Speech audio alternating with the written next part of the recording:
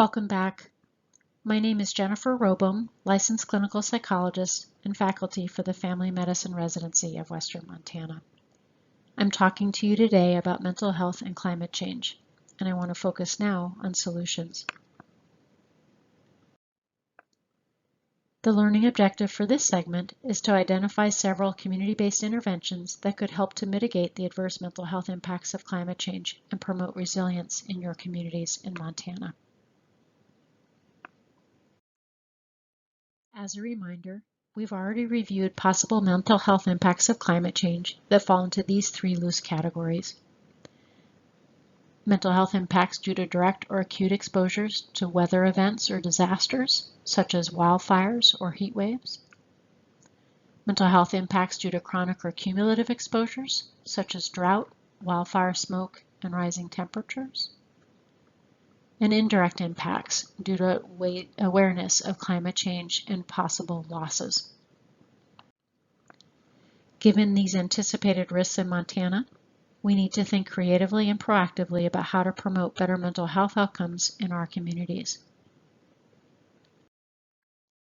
To my knowledge, there are no evidence-based psychotherapies that have been developed specific to the mental health impacts of climate change. However, eco-psychologists and other mental health professionals have been working in this space for years to ameliorate their patients' grief and distress.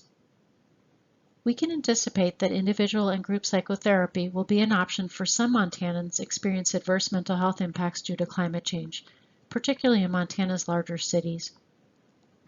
The Climate Psychology Alliance of North America, an organization of which I'm a member, maintains a climate-aware therapist directory. That directory has therapists who've attested that they are committed to working with climate-related distress, and telehealth may make working with one of those individuals an option as well for Montanans, even across state lines.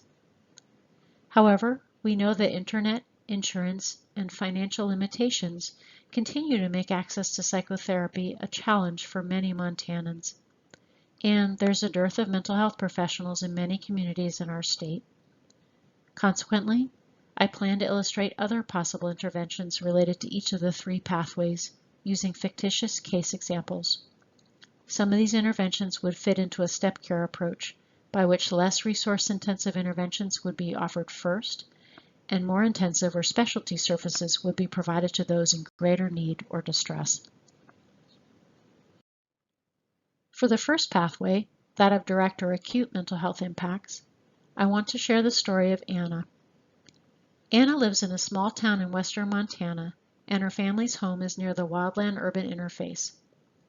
Following a winter with little precipitation and lower than usual snowpack, a lightning strike kindles a large wildfire near their home.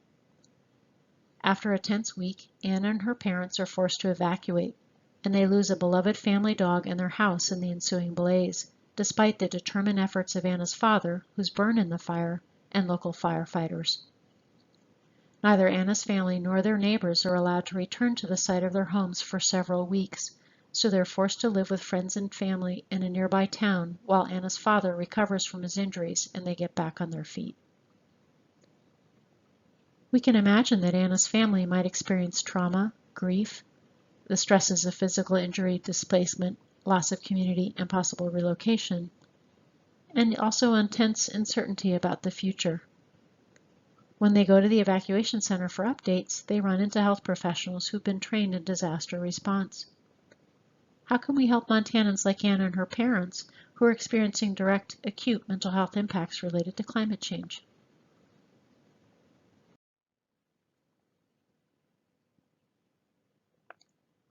For starters, given that mental health needs can outweigh physical injuries by a considerable margin in the wake of a disaster, it's critical that our communities incorporate mental health considerations into their disaster and emergency planning efforts.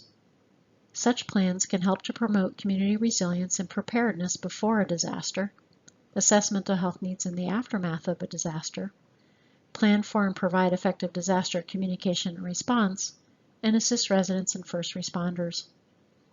Some of you may already take part in disaster planning efforts in your communities, and others of you may be asked to do so in the future. SAMHSA has a Disaster Behavioral Health Planners Resource Portal that can help, And the National Center for Disaster Medicine and Public Health and the Center for the Study of Traumatic Stress have revised their curriculum recommendations for disaster health professionals.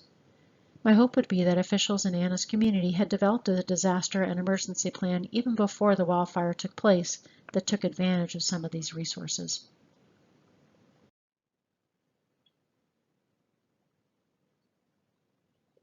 How health professionals and other community spokespeople communicate before, during, and after a climate-related disaster or weather emergency can influence the community's mental health response. We've all seen ways that confusing or inconsistent public health communications have made our national response to the COVID-19 pandemic less effective. Conversely, clear, concise, accurate, and regular communications that express empathy, inspire confidence, promote calm, acknowledge uncertainty, build trust and credibility, and provide guidance in the wake of a disaster can help to mitigate trauma, fear, and misinformation. Hopefully, public health and other professionals in Anna's community would be familiar with these communication guidelines.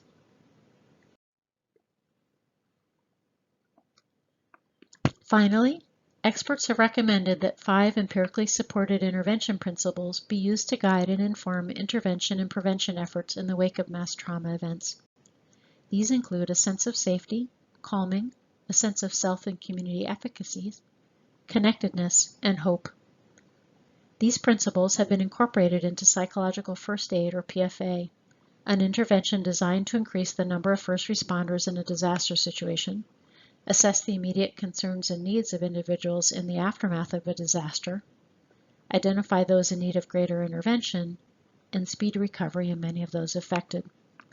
The goals of PFA are to promote safety, stabilize survivors of disasters, and connect individuals to help and resources, not to provide on-site therapy. Skills for Psychological Recovery, or SPR, is a similar intervention designed for the weeks and months following a disaster event to help survivors gain skills, manage distress, and cope with post-disaster stress and adversity.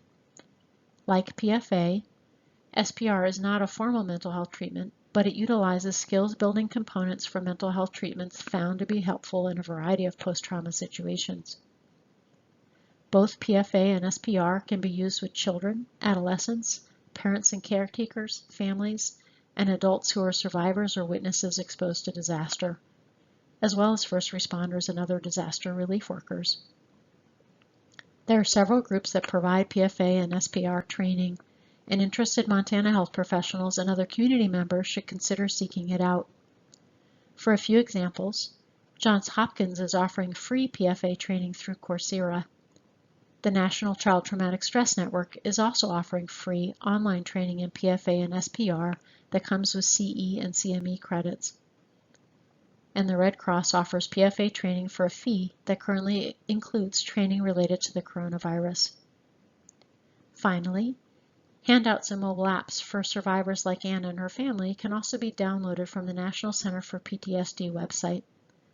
These interventions and resources could help to reduce the number of residents of Anna's community who would need formal mental health treatment in the aftermath of the wildfire.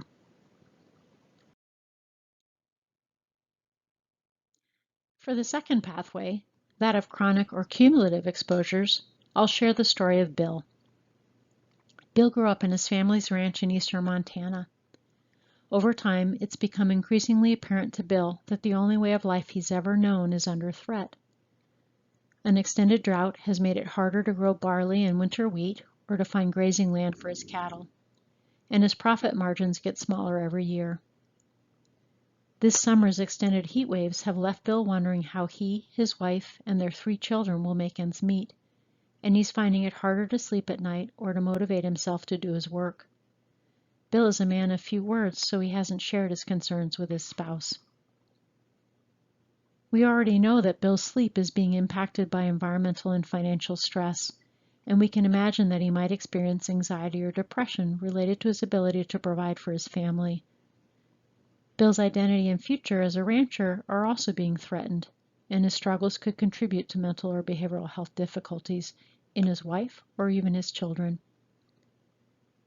Bill drives over an hour to meet up with his primary care provider in the hopes of addressing his sleep concerns. How could we help Montanans like Bill, who are experiencing chronic or cumulative climate-related mental health challenges?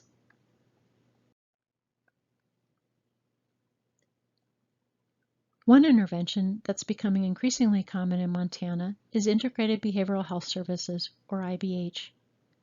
In practice settings that offer IBH services, health professionals such as physicians, mid-level providers, nurses, and clinical pharmacists can provide patient warm handoffs during regular visits to behavioral health consultants. These consultants have more time and training to attend to behavioral health needs. IBH consultants can assess patients for mental health conditions, offer support and skills training during the consultation, and share their findings and observations with the referring provider. IBH services minimize wait lists and travel time because they capitalize on the patient's presence at the healthcare facility, and they can sometimes help patients to address their emotional concerns early before they develop into larger problems.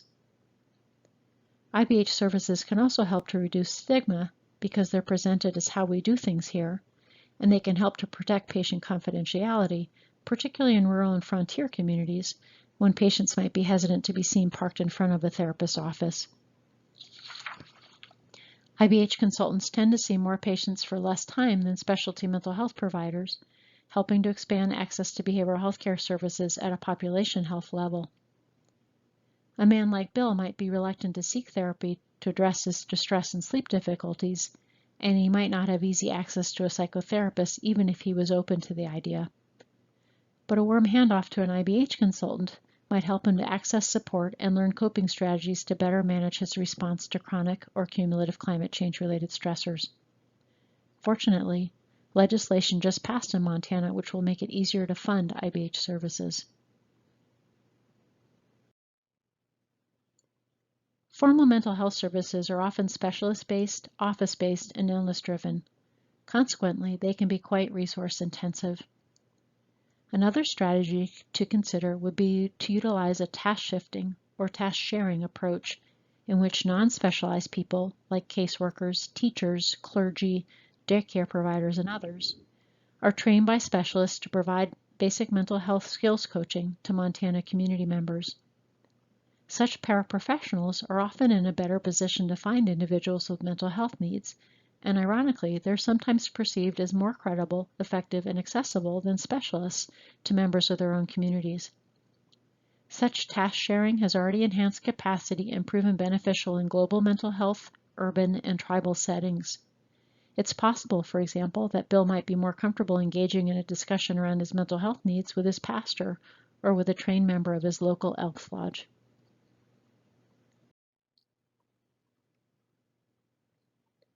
A good example of these population mental health principles is the Montana State University Extension Program, which helps communities to address mental health concerns in non-clinical settings by offering training to lay people around mental health and mental illness.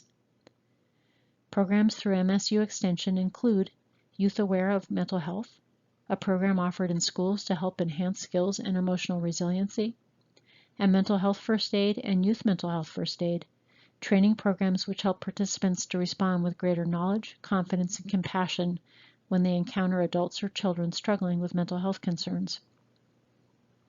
Finally, MSU Extension has also sought input from agricultural organizations, educators, health professionals, and local Montana farmers and ranchers to identify specific situations causing stress and to put together a set of tools to help the agricultural community better manage and cope with the stressors they're experiencing. Certainly, this clearinghouse could be a place that Montanans like Bill could find helpful resources, and the other programs could prove helpful to Bill, his wife, and his children should they need additional support in the face of chronic or cumulative mental health stressors related to climate change.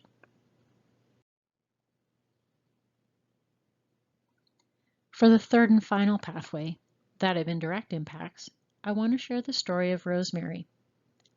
Rosemary is a young woman from Browning who's attending college in Missoula.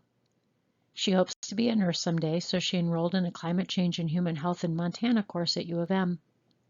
At first, she was really excited about the course, but now she finds herself ruminating about the impact of climate change and how it could affect her ancestral lands, the health of her aunts and uncles, and her own future. Rosemary has tried to talk to her friends about this, but they've been focused on other pressing priorities. Exposure to and awareness of the climate change emergency and its likely environmental, health, and human impacts through media, coursework, etc., can flood us with any number of emotions. While Rosemary's symptoms do not necessarily rise to the level of a mental health disorder, she's nonetheless experiencing distress and feeling alone with it, so she makes an appointment at the university's counseling services. How could we help Montanans like Rosemary who are struggling with some of the indirect or overarching impacts of climate change?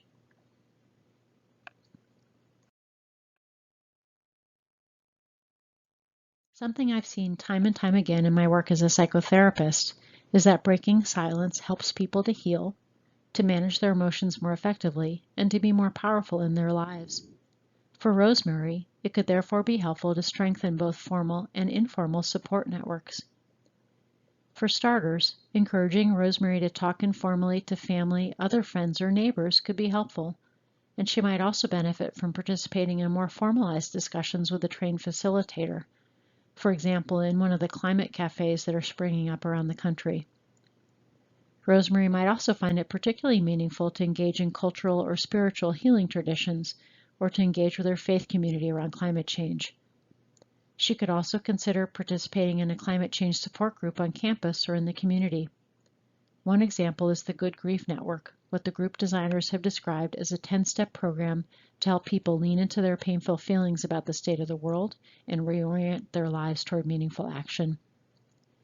Training health and behavioral health professionals, as we're doing in this webinar series, is another good example, since people like Rosemary might seek help from any of us for climate change related or unrelated reasons, and those consultations could provide an opportunity for Rosemary to open up about her concerns, particularly if we're listening for them. And finally, if Rosemary's distress were to intensify or to interfere significantly with her functioning, she could try to talk to a trained counselor on campus or in the community. And finally, another powerful option for addressing feelings of ecological grief or eco-anxiety might be to participate in collective action.